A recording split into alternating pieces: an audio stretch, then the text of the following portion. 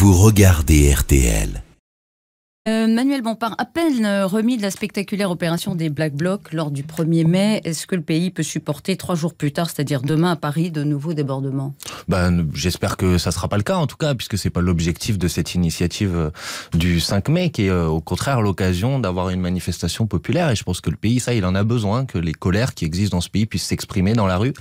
Et c'est ce que nous avons souhaité faire avec la France Insoumise, avec les organisateurs en proposant cette manifestation. Vous êtes conscient du rôle crucial que vous avez à tenir pour que cette fête à Macron ne se résume pas ou ne déborde pas sur des violences ? On en est conscient bien sûr, mais on a l'habitude de faire des rassemblements populaires. On avait fait une marche par exemple le 23 septembre et je tiens à dire à ce micro que à cette occasion, c'était nous qui étions ciblés par les Black Blocs et par les violents dont vous parlez, puisque la préfecture de police avait même fait un communiqué expliquant qu'il y avait une distinction très claire à faire entre les manifestants et les violents, et y compris se félicitant de la collaboration qu'ils avaient pu avoir avec nous-mêmes. Vous nous dites que vous allez demain tenir vos troupes et que vous ne serez pas débordés par des éléments extérieurs, c'est ça? Non, mais nous, ce que nous disons, c'est que nous faisons le maximum pour que cette manifestation soit festive, populaire, joyeuse, et que pour ça, on a besoin que les gens viennent aussi, et que les gens viennent en famille, que les gens viennent faire la fête, parce que c'est une initiative qui se veut joyeuse, Il n'a jamais été question de l'annuler d'ailleurs. Non, ça vous a pas traversé l'esprit. Il y a le député LR, Éric Ciotti, qui s'est de cette façon interrogé à haute voix. Est-ce qu'il ne faudrait pas l'annuler, ce rassemblement parisien? Non, mais vous savez, on est en démocratie. Il faut que l'opposition dans ce pays, elle puisse s'exprimer, et puis surtout s'exprimer dans la rue. Et là, bien sûr que nous avons nos responsabilités, nous les assumons, mais il faut aussi que le pouvoir assume les siennes, et il doit garantir la possibilité à chacun de pouvoir manifester dans ce pays. C'est à lui qu'incombe la responsabilité de limiter, non seulement de limiter, mais d'empêcher toute violence. C'est lui qui serait le responsable. En tout cas, il a une responsabilité, le ministre de l'Intérieur par exemple, de faire en sorte que dans ce pays on puisse manifester pacifiquement, sereinement, exprimer son point de vue, faire entendre une autre voix que la voix gouvernementale, d'autant plus quand le gouvernement ne cesse de passer en force sur l'ensemble des projets de loi. Il faut que les Français qui sont très en colère aujourd'hui, ils puissent l'exprimer pacifiquement bien sûr, mais c'est l'enjeu de demain. Pacifiquement, Emmanuel Macron, Jean-Luc Mélenchon se sont affrontés à distance depuis 24 heures. Le président vous accusant directement d'être des pompiers pyromanes.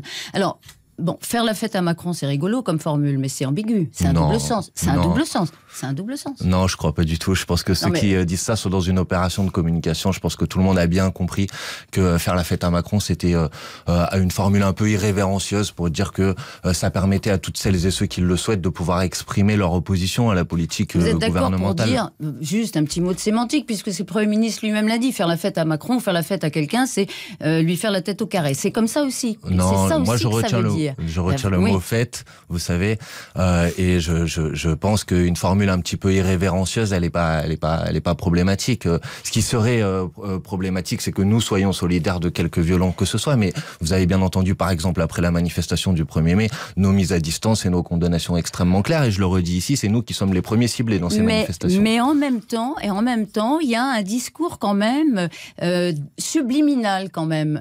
Quand je parle du discours, par exemple, quand Jean-Luc Mélenchon, ça fait longtemps qu'il avait théorisé le bruit et la fureur, mais dans une formule, par exemple, il a dit, quand il a fait sauter une bombe de chantier dans une manif, tout le monde l'a vu sur YouTube ou ailleurs, il a tweeté juste après, Macron, ça va péter. Oui. Voilà. Est-ce qu'il joue pas avec Est-ce qu'il joue pas avec les lignes? Est-ce qu'il joue pas avec les lignes? Est-ce que vous jouez pas avec les images, avec les messages? Est-ce que ça n'entretient pas, Manuel Bompard, un climat? Non, je pense que c'est l'inverse. Je pense que de la colère dans le pays, elle existe de toute façon. Et vous pouvez faire ce que vous voulez, cette colère, elle existe. Et donc, ce que vous devez penser, réfléchir, c'est est-ce que vous êtes capable de donner une expression qui soit une expression politique, une expression pacifique à cette colère. Au contraire, mais avec avec ces formules, excusez-moi, vous n'entretenez pas justement une expression pacifique. Sûr que si. Vous dites il y a un fond de sauce, c'est la violence politique, il y a un fond de sauce, c'est la violence tout court, et vous en rajoutez par des formules? Non, je vous dis, il y a beaucoup de colère, et je pense au contraire qu'on doit lui donner une traduction politique. Et bien sûr que nous n'entretenons pas de la violence, puisque la France Insoumise est une force qui se présente aux élections, vous l'avez bien remarqué, qui propose pas de prendre l'Élysée à coups de fusil, et qui croit que la révolution citoyenne à laquelle nous aspirons, elle se fait par la voie démocratique.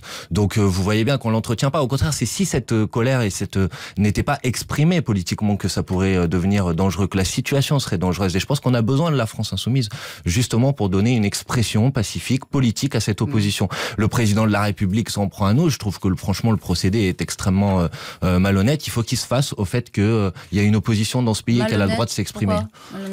Parce que donner le sentiment que la France insoumise a quelque chose à voir avec les casseurs qui ont empêché la manifestation du 1er mai, qui ont complètement travesti son message par ailleurs, je trouve que c'est complètement malhonnête. Il n'y a pas une forme de complaisance avec la violence? Non, il n'y en a aucune.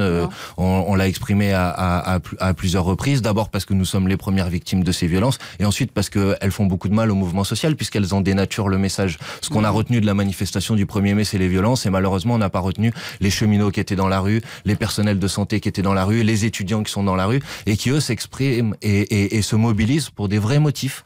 Et contrairement à ce que dit le gouvernement, il y a bien un point commun entre toutes ces mobilisations, c'est la politique du gouvernement, justement. Mais donc, pour finir, parce qu'on pourrait y passer des heures et des heures, il y a tellement d'exemples. Quand on brûle un mannequin à l'effigie... Nous n'avons jamais brûlé de mannequin pour notre part. Dans une manifestation, est-ce que vous le condamnez à l'effigie de Macron? Quand Gérard Miller, par exemple, explique que, certes, il n'y a aucun étudiant qui a été dans le coma après l'évacuation de Tolbiac, mais que même si c'était faux, on pouvait le dire parce que les flics sont violents. Non, mais vous êtes d'accord avec ça? Non, mais moi, par exemple, je n'ai jamais relayé cette information sur l'étudiant. Non, mais moi, je ne suis pas là pour donner des bons ou des mauvais points.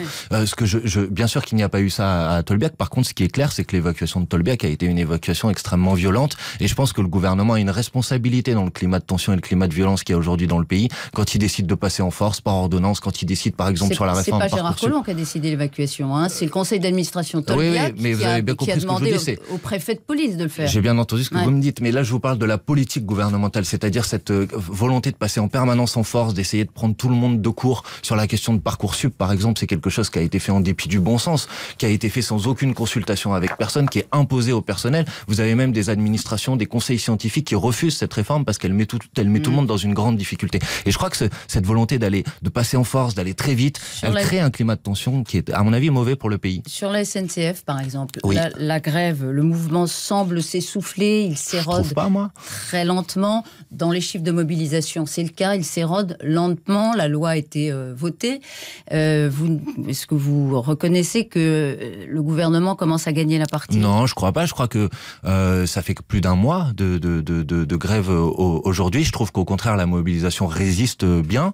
Elle mobilise. Vous savez, c'est pas facile de faire la grève. Vous pensez que on peut gagner, enfin que les syndicats peuvent obtenir quoi? Le retrait de la loi? En tout cas, je crois que c'est leur revendication. Nous, on les soutient dans cette revendication. Le gouvernement va reculer sur sa loi? Je pense que le mois de mai va être un mois très important pour ça. Et je pense que l'enjeu d'une manifestation comme celle qui a lieu demain, le 5 mai, c'est notamment de faire en sorte que les cheminots ne soient pas tout seuls en première ligne dans ce combat, dans cette bataille, et de faire en sorte que toutes celles et ceux qui sont attachés au service public, puisque c'est de ça dont il est question, puissent aussi se mobiliser. Il ne faut pas les laisser tout seuls, les cheminots, sinon ils peuvent perdre effectivement. Donc c'est pour ça qu'il faut aller les aider, les soutenir. Jean-Luc Mélenchon, à l'automne, avait eu l'honnêteté de reconnaître, d'ailleurs, je crois que vous l'aviez salué, que sur la loi travail, Emmanuel Macron avait gagné le point. Oui. Il n'est pas en train de gagner le point sur la SNCF. Il n'est pas en train de gagner le point sur la réforme. Non, je vois que ça ferait plaisir à beaucoup de gens, mais je pense que c'est pas encore le cas. Je pense que la bataille est en cours. Je pense que la mobilisation est en cours et que les journées, par exemple, je sais pas si vous avez vu, mais ce qui est en train de se produire, d'ailleurs, 7 Français sur 10 sont favorables à ça. Est-ce qu'il y a des convergences entre les organisations syndicales et les organisations politiques? C'est quelque chose qui est à l'ordre du jour aujourd'hui. Ça va avoir lieu au cours du mois de mai. Il y aura de nouvelles initiatives, de nouvelles mobilisations.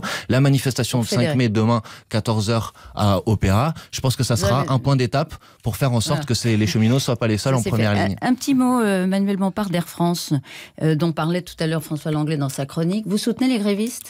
Oui, bien sûr. Le SNPL qui réclame 10% d'augmentation de salaire. Bien sûr, ils ont fait beaucoup de sacrifices pour faire en sorte que cette entreprise Laurent Berger disait sur cette antenne, pardon, je me dépêche parce qu'on arrive à la fin, il a déclaré sur l'antenne: Air France est en danger à cause du jusqu'au-boutisme d'une corporation qui entraîne la compagnie vers le fond. Il avait qualifié son leader, Philippe Evin, de leader maximaux. Est-ce que le SNPL n'est pas en train d'entraîner la compagnie vers le fond? Non, je crois pas. Je crois au contraire que, encore une fois, c'est les salariés qui ont fait beaucoup de sacrifices ces dernières années à Air France pour faire en sorte que cette entreprise soit viable d'un point de vue économique. Et je trouve que ça serait normal dans ce pays qu'ils puissent en retirer aussi des bénéfices. Elle est mise en danger par ce conflit? Non, parce qu'il la met en danger, c'est une politique et une gestion qui est une gestion catastrophique. Ça la met en danger. On peut parler d'Air France, c'est la même chose d'ailleurs pour la SNCF. Mais c'est toujours à la fin les salariés qu'on considère comme responsables. On se pose jamais la question de savoir si les directions sont pas aussi responsables de la mauvaise santé de certaines entreprises. Si le président Janaillac d'Air France gagne le référendum ce soir, résultat à 18h, les syndicats, ça doit quand même leur faire un petit peu réfléchir au fait que l'accord salarial peut être proposé par la direction, peut être signé? Bah, je sais pas, ça c'est moi je suis pas là pour commenter les stratégies des organisations syndicales. La grève, même s'ils gagnent le référendum. Bah, je sais pas, on va voir d'abord ce qui va se passer, si vous voulez bien, à ce référendum. Moi, je pense, en tout cas, et c'est le message principal que je veux faire passer, que je trouve que les salariés dans ce pays méritent un petit peu plus de considération quand ils ont fait des sacrifices